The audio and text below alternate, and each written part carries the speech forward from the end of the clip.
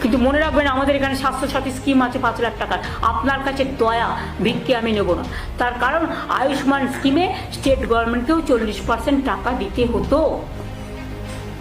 আমি কেন আপনাকে 40% টাকা দেবো?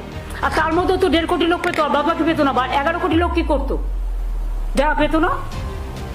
আমরা তো সবাইকে দিই যারা প্রাপ্য, যাদের প্রাপ্য হওয়া উচিত। এবং আমরা 5 লাখ টাকা প্রতি পরিবারকে দিই। লো কস্ট ট্রিটমেন্ট একমাত্র বাংলায়। আমাদের কত হসপিটাল রয়েছে, আমাদের ট্রিটমেন্ট বেস্ট ইন ইন্ডিয়া।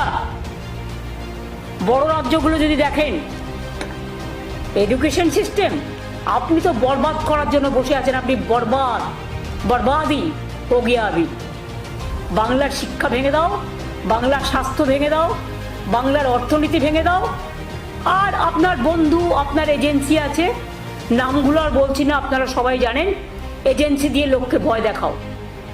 এটা বড় করাপশন নয়? যারা বর্ডার পার দেয় তারা স্মাগলিং করে, আর দোষটা হয় পলিটিক্যাল লোকেদের। কয়লা কার আন্ডারে? সেন্ট্রাল। গরু কার আন্ডারে? সেন্ট্রাল। বর্ডার কার আন্ডারে? সেন্ট্রাল। ঢোকাচ্ছেন কি করে? সব তো ঢুকতে দিচ্ছেন টাকা খাইয়ে। লজ্জা করে না? Charity begins at home. আয়নায় নিজের মুখটা দেখেছেন কখনো? নাকি ভাবেন আপনি বললেন টেলিপ্রম্পটারে পড়ে আর সবাই আপনার কথায় সব বিশ্বাস করলো? আমরা তো লাস্ট পার্সন করবো না, কারণ আপনাকে যে বিশ্বাস করবে সেই যাবে।